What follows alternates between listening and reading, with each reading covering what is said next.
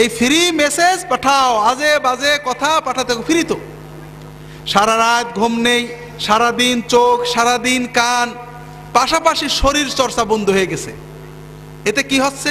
একদিকে ব্রেনটা কেজি হচ্ছে, শরীর অসুস্থ হচ্ছে। যুবক কিশোর ভাইদের বলবো 25-30 বছর পর্যন্ত শরীরের গ্রোথ থাকে। তুমি বুঝতে পারো না, 5 দিন ঘুমাওনি, বুঝতে পারছো না, কিন্তু বুঝবে কখন? যখন আর ব্যাকে আসা, রিভার্স গিয়ারে দেওয়ার কোনো সময় থাকবে না।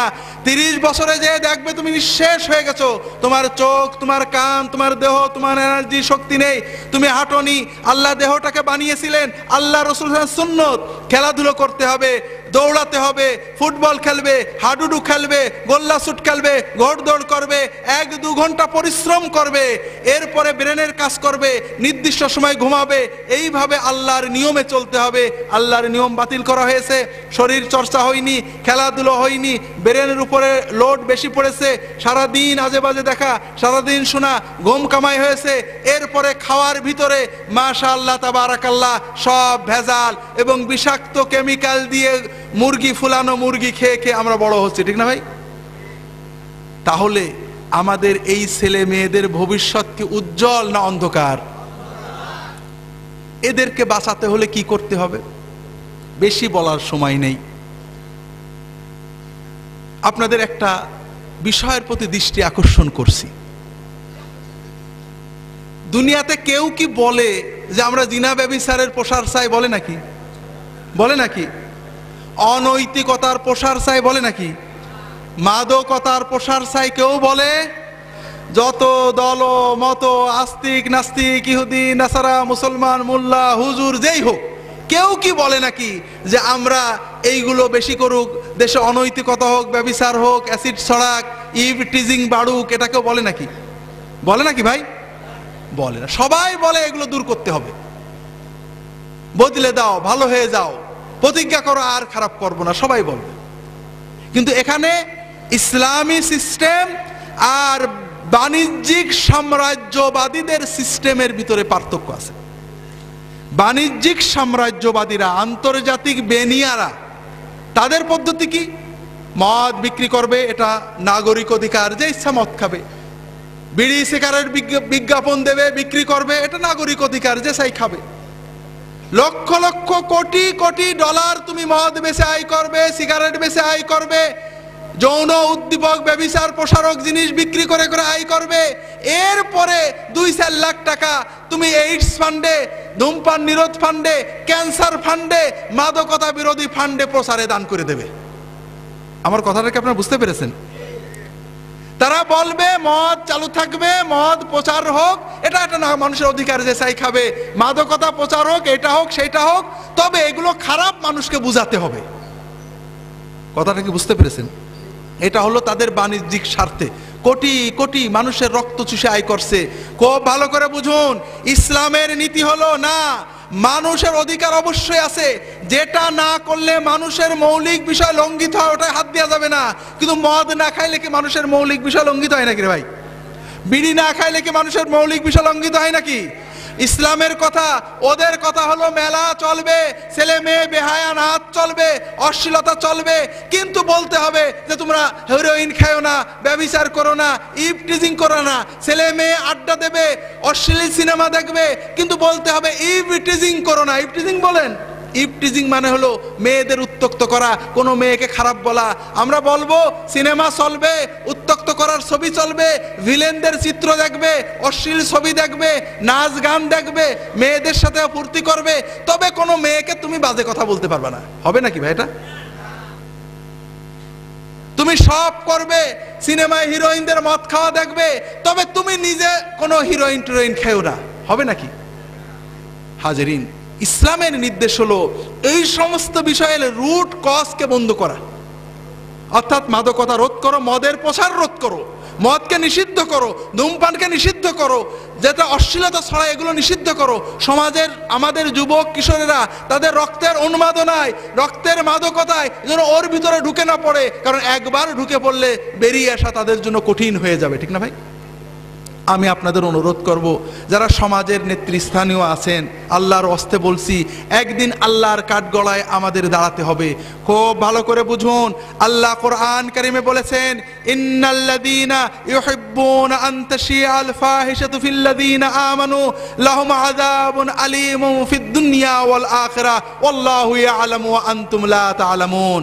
যারা ভালোবাসে, পছন্দ করে যে মুসলিম সমাজে, মুসলমানদের ভিতরে অশ্লীলতা, বেহায়াপনা ছড়িয়ে পড়ুক, প্রসারিত হোক, তাদের জন্য দুনিয়ার জীবনে রয়েছে যন্ত্রণাদায়ক শাস্তি এবং আখিরাতে রয়েছে যন্ত্রণাদায়ক শাস্তি। আর আল্লাহ জানেন, তোমরা জানো না। আমি আপনাদের বলবো যে এই যুবক কিশোরদের ঈমান রক্ষা করার জন্য, আমাদের আগত প্রজন্মগুলোকে অশ্লীলতা, বেহায়াপনা, অবক্ষয় থেকে রক্ষা করার জন্য শুধু নসিহত নয়, মেকানিজম তৈরি করতে হবে, আদর্শ স্থাপন করতে হবে, তাদেরকে ভালোকে উৎসাহ দিতে হবে, খারাপ থেকে নিষেধ করতে হবে, নিরুৎসাহিত করতে হবে। আর এই জন্য অনেক বিষয়ের পাশাপাশি সবচেয়ে বড় বিষয় হলো তাদেরকে মসজিদমুখী করতে হবে, নামাজমুখী করতে হবে, দ্বীনমুখী করতে হবে, ধর্মীয় চেতনাও তাদের ভিতরে আনতে হবে, আল্লাহর ভয় আনতে হবে। বিশ্বাস করেন, এই নগ্ন সমাজেও অনেক ছেলে মেয়ে আছে শুধু একমাত্র মাওলানা সাহেবের কথায় এখনো সে নিজেকে পবিত্র রেখেছে, এখনো নামাজ পড়ে আল্লাহর পথে থাকতে চায়। তার পিতামাতা তাকে ছেড়ে দিয়েছে, তার স্কুল, তার প্রতিষ্ঠান, তার সকল প্রচার মাধ্যম তাকে পাপের পথে থাকে, তাদের পাপের দিকে তাদেরকে আহ্বান করে। এরপরেও ওই যুবক, ওই কিশোর শুধুমাত্র ঈমানি চেতনায়, শুধুমাত্র আল্লাহর ভয়ে এখনো ভালোর পথে থাকে। এইরকম শত শত হাজার হাজার যুবক আমাদের দেশে রয়েছে, হাজিরিন। কিন্তু এরা কতদিন থাকবে? চারিদিকে ঈমান চোর কারখানা খোলা হয়েছে, বাঁচাতে হবে। হাজিরিন, এই বাঁচানোর, আমার ছেলে, আপনার ছেলের ঈমান বাঁচানোর দায়িত্ব আমাদের সরকারের, ঠিক না ভাই? ছেলে কার? আর আমার ছেলের ঈমান বাঁচানোর দায়িত্ব সলিমউদ্দিনের বাপের, নাকি কার? আমার ছেলের বাপের, ঠিক না? পরের ঘাড়ে দোষ দিয়ে আল্লাহর কাছে পার হবেন না। দুনিয়ায় হয়তো লিখসার দেওয়া যাবে। বড় আফসোস লাগে, আমাদের মুসলমান অভিভাবকেরা, ঢাকা শহরের মানুষেরা সারাদিন ব্যবসা করেন, চাকরি করেন, অবসর সময় টিভি দেখেন, ক্লাবে যান, কিন্তু ছেলে মেয়েদেরকে সময় দেন নাকি? দেন নাকি ভাই? আল্লাহর হস্তে বলছি, আমি শেষ করে দেব। ছেলে মেয়েদের সময় দেন। আপনার টাকা, আপনার বাড়ি, আপনার গাড়ি, আপনার সোসাইটি, আপনার বাণিজ্য, আপনার রাজনীতি, সবচেয়ে বড় হলো আপনার সন্তান। আপনার টাকা, আপনার বাড়ি, আপনার গাড়ি কোনোটাই জান্নাতে যাবে না, জান্নাতে নেবে না। কিন্তু খুব ভালো করে বুঝুন, আপনার ছেলে, আপনার মেয়ে, আপনার পরিবার, এটা আপনার দুনিয়ার পরিবারকে জান্নাত বানাবে এবং এরা আপনাকে জান্নাতে নেবে, আপনার সাথে জান্নাতে যাবে। যদি আপনি সময় দিতে পারেন, ছেলে মেয়েদের কাছে সময় দিন। প্রতিদিন 3 বেলা ছেলে মেয়েদের নিয়ে একসাথে খাওয়া দাওয়া করুন, তাদের সাথে বেড়ান, তাদেরকে সময় দিন, তাদের সাথে নিয়ে মসজিদে যান, নামাজ পড়েন। এইভাবে করতে থাকুন, ছেলে মেয়ে ভালো থাকবে। ছেড়ে দিয়েছেন, অনেক দূরে চলে গেছে, এখন টানবেন, আর পিছনে আসতে পারবে না। আমি আমার যুবক কিশোর, যুবতী কিশোরী ভাই বোনদের বলবো, সমাজ তোমাদের পক্ষে নয়, ঈমান চুরির পক্ষে। পিতামাতা তোমাদের ছেড়ে দিয়েছেন, তবে অন্তত নিজেদের ভবিষ্যতের দিকে তাকিয়ে, দুনিয়ার ভবিষ্যৎ, আখিরাতের ভবিষ্যতের দিকে তাকিয়ে নিজেরা সাবধান হও। দুনিয়াতে অপরাধ হবে, পাপ হবে, অন্যায় ভুল হবে, তবে দুটো বিষয় খুব ভালো করে মনে রাখো। নামাজটা কখনো ছেড়ো না। নামাজ, যদি সিনেমা হলে থাকো বেরিয়ে এসে নামাজ পড়বে, যদি খেলার মাঠে থাকো ওয়াক্ত মতো নামাজ পড়বে, নামাজটা কখনোই ছাড়বে না। যত কিছুই হোক সময় মতো নামাজ পড়বে। আর অশ্লীলতাকে, মাদকতাকে বিষের মতো পরিত্যাগ করবে। এই দুটো বিষয় যদি তুমি ঠিক রাখতে পারো, ইনশাআল্লাহ অন্যান্য ভুল ত্রুটি তওবা করবে, ভালো হবে, খারাপ হবে, এই নামাজ তোমাকে আল্লাহর পথে টিকিয়ে রাখবে। এবং ইনশাআল্লাহ তোমার বয়স যখন 50 হবে, তুমি নিজে অনুভব করবে এই দুনিয়ার জমিনে তোমার বন্ধুদের চেয়ে তুমি ভালো আছো। আর ইনশাআল্লাহ কিয়ামতের দিনে তুমি তোমার পিতামাতা সহ আল্লাহর আরশের নিচে তার ওলিদের সাথে মেহমান হয়ে যেতে পারবে। হাজিরিন, যুবক কিশোরদের ভালো রাখতে হলে তাদেরকে আলেমদের কাছে নিয়ে যেতে হবে, মসজিদে নিতে হবে, দ্বীনি চেতনা তৈরি করতে হবে, লেখাপড়ার ভিতরে দ্বীনি চেতনা তৈরি করতে হবে। এগুলো সবই দরকার। আমরা শুনছি, ভালো করে জানি না। আমাদের দেশের নতুন শিক্ষানীতিতে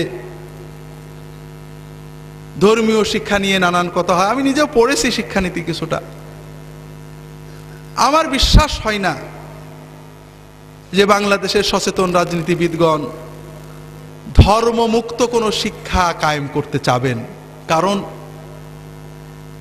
আমাদের দেশে যতটুকু নৈতিকতা আছে, দুর্নীতিমুক্ত যে কয়জন মানুষ আছেন আপনারা স্ট্যাটিস্টিক করে দেখেন, তারা একমাত্র ধর্মীয় কারণে। যে ডিসি দুর্নীতি করে না, যে এসপি দুর্নীতি করে না, যে অফিসার ঘুষ খায় না, যে কর্মকর্তা অন্যায় করে না, যে ডিসি ঘুষ খায় না, যে জজ সাহেব ঘুষ খায় না, আপনি বিচার করে দেখুন কোনো না কোনোভাবে, হয় পারিবারিকভাবে, নইলে হয়তো তাবলীগ জামাতে যে, নইলে হয়তো কোনো পীর মাশায়েখের দরবারে যে, নইলে হয়তো মাদ্রাসায় পড়ার কারণে ওই ব্যক্তির ভিতরে যে ইমানি চেতনা আছে, শুধুমাত্র ওই ইমানটাই তাকে দুর্নীতি থেকে বাঁচিয়ে রেখেছে, অথবা অনেক দুর্নীতিবাজের ভিতরে তাকে অন্তত কম দুর্নীতিবাজ করে রেখেছে।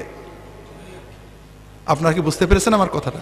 কাজেই ধর্ম, নৈতিক বোধ, আল্লাহর ভয়, আখেরাতমুখিতা যদি আমাদের ছেলে মেয়েদের ভিতরে না থাকে তাহলে এদের ধ্বংস আমরা রোধ করতে পারবো না। ইউরোপ আমেরিকার মানুষেরা এখনো ধর্ম শিখায়, একেবারে শিশু শ্রেণী থেকে ধর্ম শিক্ষা রয়েছে সেখানে। তারা অনেক ভুল করেছে, তারা ব্যাক করছে। যারা ধর্মকে বাদ দিতে চেয়েছিল আবার ফিরে আসছে, ধর্ম বাদ দিতে যেয়ে নিজেরা বাদ পড়ে গেছিলেন। আমরা তাদের ওই ভুলের পুনরাবৃত্তি করব না। আমাদের ছেলে মেয়েদেরকে সত্যিকারের নৈতিকতা, দ্বীন, ইমান, আচরণ, আখলাক শেখাবো, মসজিদে নিয়ে যাব। আমরা অনেক নৈতিকতা শিখাই। আমার খুতবার বইয়ে আপনি এক সময় লিখছিলাম, রেডিও টেলিভিশনে দুর্নীতির বিরুদ্ধে বড় বড় প্রোগ্রাম হয় না ভাই? হয় নাকি? বিশেষ করে আমাদের গত তত্ত্বাবধায়ক সরকারের সময়ে কোটি কোটি টাকার প্রোগ্রাম হতো, দুর্নীতিকে না বলুন, আছে না?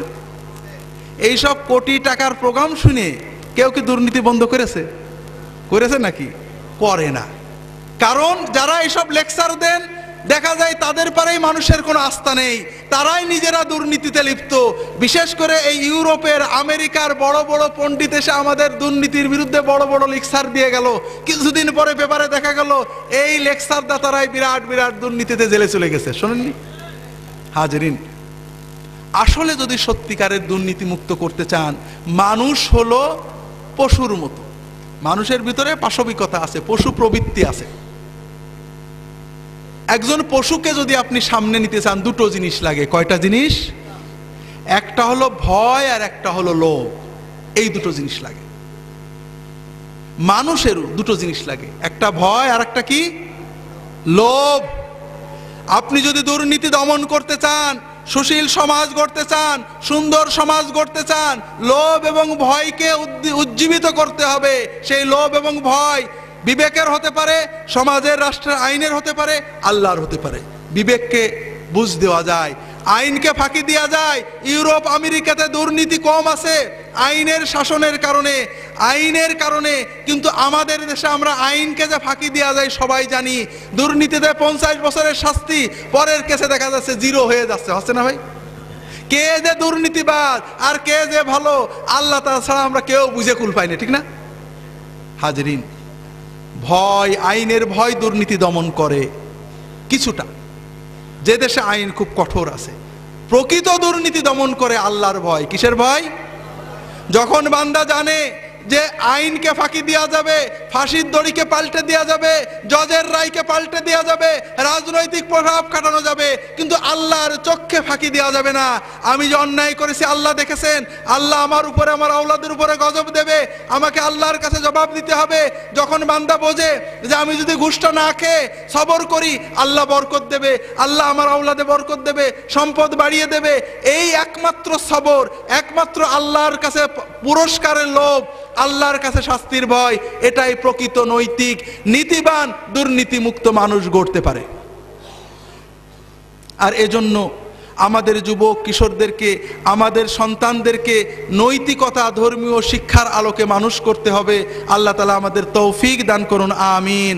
প্রত্যেকের সন্তানকে নিজের সবচেয়ে বড় সম্পদকে মসজিদে নিয়ে যাবেন, ফজরে নিয়ে যাবেন, মাগরিবে বলবেন যে যেখানেই খেলো মাগরিবের সময় আমার সাথে নামাজ পড়বে, মাগরিবের পরে বাইরে থাকতে পারবে না, মাগরিবের নামাজ পড়তে বসবে, আম্মা খোঁজ রাখবে, 3 বেলা একসাথে খাবেন, যদি আপনি না পারেন স্ত্রীকে বলবেন খোঁজ রাখতে। এইভাবে সন্তানদেরকে অন্তত 20 বছর পর্যন্ত চোখের ভিতরে রাখবেন। আল্লাহ তাআলা হেফাজত করুন, আমিন। আমি আর লম্বা করছি না, অনেকক্ষণ বলা হয়ে গিয়েছে। আপনারা আমার জন্য দোয়া করবেন। আমার লেখা বইগুলো আছে, মুখে যে কথা বলি সব কথা ঠিক থাকে না, এক কথা থেকে আরেক কথা চলে যায়। আমার লেখা বইগুলো ওই গেটের কাছে আসুন্না পাবলিকেশনসের স্টলে আছে। এই মাহফিল উপলক্ষে 40 থেকে 50% কমিশন দিয়ে মাত্র 5-10 টাকা এই আমাদের খরচপত্র রেখে বিক্রয় করা হচ্ছে। ইহয়াউস সুনান, সুন্নতের পুনরুজ্জীবন পড়বেন। হাদিসের নামে জালিয়াতি, সর্বশেষ আল মাউজুআত, ইসলামের নামে জঙ্গিবাদ। ইসলাম কি, জঙ্গিবাদ কি, জিহাদ কি, বাইবেলের জিহাদ কি, ইউরোপের জিহাদ কি, ইসলামের জিহাদ কি, একামতে দিন কিভাবে হবে, দিনই রাষ্ট্র প্রতিষ্ঠা, আমাদের বাংলাদেশ ইসলামী রাষ্ট্র নাকি তাগুতি রাষ্ট্র, সব কথা কোরআনের আলোকে সুন্নাতের আলোকে পরিষ্কার বলা হয়েছে। সিলেট ক্যান্টনমেন্ট থেকে আর্টিলারি বিভাগের একজন অফিসার ফোন করেছেন, কর্মকর্তা, বড় অফিসার, যে আমরা জঙ্গিবাদের বিরুদ্ধে কাজ করার জন্য জঙ্গিবাদ বিষয়ক অনেক তথ্য জোগাড় করেছিলাম, কিন্তু আপনার বইটা পড়ার পরে মনে হচ্ছে আমরা যা কিছু জোগাড় করেছিলাম এতে 4 আনাও হয়েছিল না, 12 আনা আমাদের অজানা ছিল। কিভাবে জঙ্গিবাদ দমন হবে? জঙ্গিবাদের নামে যদি ইসলাম দমন করেন তাহলে কি পরিণতি হতে পারে? কিভাবে আমাদের পূর্ববর্তী উলামা মাশায়েখ দিনের দাওয়াত দিয়েছেন, দিন কায়েম করেছেন, যারা দিনের দায়ী তাদেরও পড়া দরকার, যারা সমাজের চিন্তা করেন তাদেরও পড়া দরকার। কোরআন সুন্নাহর আলোকে শবে বরাতের সহি হাদিস কি, জাল হাদিস কি, সুন্নত আমল কি, সুন্নতের খেলাফ আমল কি, মাসনুন ওজিফা, আল্লাহর পথে দাওয়াত ইত্যাদি বইগুলো রয়েছে। সর্বশেষ আল মাউজুআত বইটা আছে, আপনারা দেখবেন, স্টলে সাজানো আছে, কিনবেন, আমার জন্য দোয়া করবেন। বইগুলো কিনলে আমি 2-10 টাকা লাভ করি, অর্থাৎ রয়্যালটি পাই, এটা হলো আমার মূল উদ্দেশ্য। দুলা ভাইকে 10 টাকা দিতে আপনাদের অনেক আপত্তি নাকি? এই 2-10 টাকা পাওয়াটাই আমার মূল মাকসুদ। আর যদি এর পাশাপাশি আপনারা দোয়া করেন আল্লাহর কাছে, সেই দোয়ার ওসিলায় হয়তো আল্লাহ তাআলা নাজাত দিতে পারেন।